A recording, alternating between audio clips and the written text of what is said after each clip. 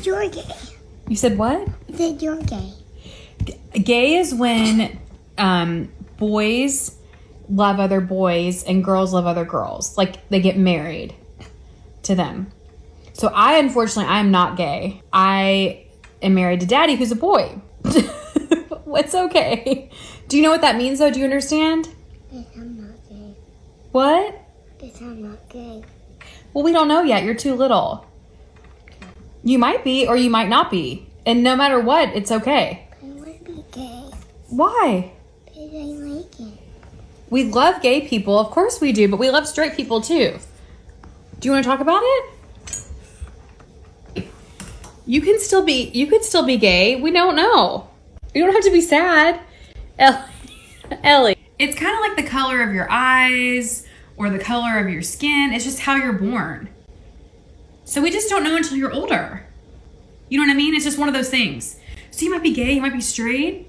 Sure. It's just about who you love, you know? So whether you're gay or straight or whatever label it is or however you feel, it doesn't matter who you decide to marry or be with, right? Why? Why? It's because this love is love. Exactly. And all Mommy and Daddy care about is that you're happy and safe, right? High five. Yo, this video took a complete turn, but yo, it's your boy Scholy. Welcome back to another episode of NBA's TV, Not Your Born Hustlers TV, and I had to bring this to y'all attention, man. What if y'all kids came up to y'all talking about some, Mommy, you're gay, or Daddy, you're gay? Like, how would y'all feel about that? How do she even know what the meaning? Well, I guess she don't know the meaning of that at this point, but like, what the hell, bro? And now I see what Snoop Dogg was talking about when he was talking about, I just want my kid to just be a kid thing, because it's like, what the hell, bro? Like, that's so shocking to me. That really took me for a turn when I seen this video, so I had to bring this to y'all attention, man. This was crazy. We need to protect our kids. We need to monitor what they monitoring, and we just need to just keep a hold on them, because we are losing them to the internet and to the real, man. This is crazy, but let's check out this next video. Stay tuned. See you soon. Let's go. I don't know if I'm about to be dragged for saying this or not. Maybe it's because I was in prison for a decade and I just didn't see society evolve. But I took my son to the pediatrician. This happened and I'm highly effing offended. Okay, so my son plays sports. In order to be actively participating in the sports at school, you have to have a sports physical on file every single year. I took him to the pediatrician for this sports physical. Whenever any of us go to a doctor's visit, we all know that they do the triage. They do the blood pressure, the height, the weight, and all that right when you get there. And so when we get there, they're going to take him to do the triage like they do any other time. What ended up happening was they put us in a room without doing triage. When they put us in the room, they called my son out by himself, and she was like, oh, we're just going to go do the weight and the height and everything. And I was like, okay, cool, no problem. They took him around the corner and I could see like the side of his chair and I could see like half of his body, but I couldn't see like the little nook that she was in where she was writing everything down. You know, it was not a big deal, but I kind of just stuck my head out just a peek. You know, I'm a mom and I'm nosy. I've been in prison. Like, I want to see what's going on. So I'm just standing in the doorway of the patient room and I'm like watching him. I end up seeing that after she does the blood pressure, the height, and the weight, she ends up handing him a clipboard with a piece of paper. In my mind, I'm like, oh, that's peculiar. Number one, I've already answered all the health questions, like the medical history. Number two, why would you give it to a 12-year-old kid? Like, he doesn't know his medical history. But again, like, I've already answered all that. So what the heck is that form? But I did want to help. So I thought, let me walk over there and just make sure he doesn't need my help with any of these questions. I end up walking over there. I look over his shoulder and I see that, you know, he's checking things off and he's answering questions. And I'm like, all right, good job, babe. Like, you know, you're answering everything on your own. You've got this. You're growing into a great little man, very independent and self-sufficient. It's all good. I'm going to leave it alone. I'll talk to him about what they were asking later and make sure that he understands the severity of answering these questions accurately, because it has to do with health, or so I thought. So I walk away and I go back into the room. About a minute or so later, he comes back in the room with the nurse and he sits down. The nurse closes the door and she's like, the doctor will be in a minute. Before I could even utter one word, my son looks at me and says, Mom, that was the weirdest form I've ever had to fill out. Of course, now my interest is piqued and I'm like, what kind of form was it? He's like, they asked me if I was gay, straight or bisexual. They asked me if I felt like I was the gender that I was assigned to at birth. They asked me if I ever felt like I was a different gender. They asked me what gender I identify best with, how much I ate every day, how many hours I slept, and things that I know that they ask during psych evaluations at the prison. That's where they ask you in that type of setting, like in mental health settings. Everything was kind of weird at that moment, and in my mind, I instantly got pissed the hell off. So the doctor comes in a few minutes later, and I'm like, hey doc, I don't know when you guys started this, but I don't appreciate you guys giving a 12-year-old that form, particularly my 12-year-old, when you don't know if that subject matter has been even discussed in our household. You don't know if he knows what these words and terms mean.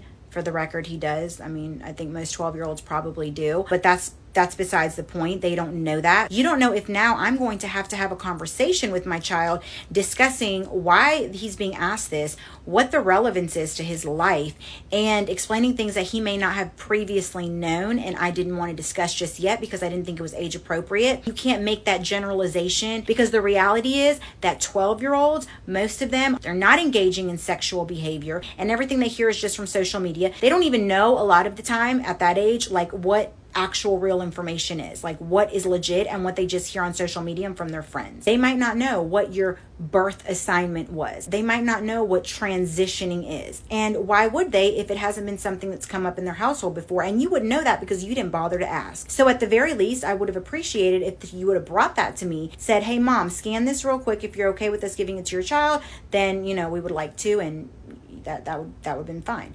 But you didn't. You did it in a sneaky way. You put us in the room together. Then you called him out by himself. And then you gave him this form, this very explicit form with very detailed, personal, invasive questions. And you didn't even bother to give me a heads up. What if we had never discussed that before and he got in the car and now all of a sudden he wanted to know all these things and I was thinking that it's not age appropriate. I was going to wait till he was 14 or 15 and now you've just created a problem. Or what if you have a very impressionable and naive child and now you actually have planted a seed to where they're going to go searching. So she's like, oh, well, you know, we just want to be inclusive and afford the opportunity for every kid to feel comfortable. And I said, I understand inclusivity and I understand leaving no child behind or their feelings. That's valid. But there's a difference between recognizing that a child needs to talk to somebody about something that they may not be able to talk about at home and introducing subject matter and planting a seed about something that has never come up. And you wouldn't know what case you're dealing with because you didn't bother to ask the parent. I flipped out. I left. I'm not going back. When did they just start discarding the parent's role in this whole situation? You're going to take a 12-year-old's word on all of this stuff without even consulting the parent? What if he would have answered those questions crazy because he didn't even know what the hell was going on? And then now there's a case of, oh, the parents not wanting this or not allowing that, but we're going to still take this kid and like, what? My mind spun out. So I just want to know what you guys think. Please don't come on here talking about I'm phobic this and phobic that. I'm not. When you take a child to go do something without the parent's knowledge or consent, it feels very sneaky and very shady, and I didn't appreciate it. Okay, it felt like there was some kind of agenda or narrative that was underlying here, that was being pushed upon my child that I was not aware of, and I don't approve. I figured I could get some insight from the world and just see, I don't know, just put some feelers out there, you know, before I blow a gasket and go prison on the medical staff, because that's not what I want to do. But maybe I'm overreacting and this is like the norm. I just don't feel like it is. And if it is, I don't feel like it should be. Love you guys. I will see you guys in the next one. Man, if this was to happen to me, honestly, I think I would lose my top.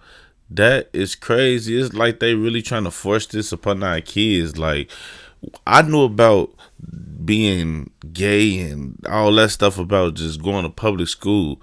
9 out of 10, this kid probably don't even go to a public school, probably a suburban school.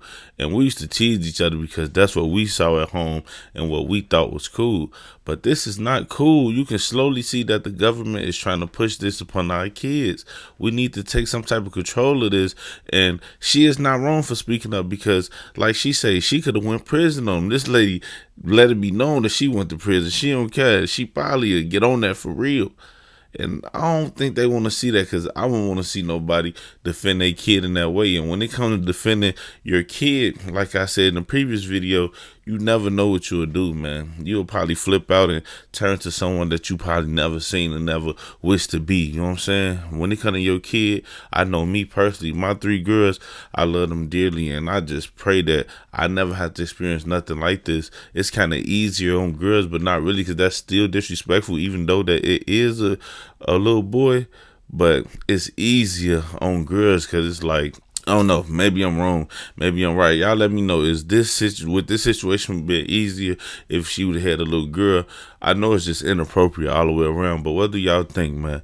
Make sure you like, share, comment. If you new here, what's up, hustler? And let me know in the comment section what y'all think, man. It's your boy Scholy, until we meet again, my friend. I'm out. Let's go.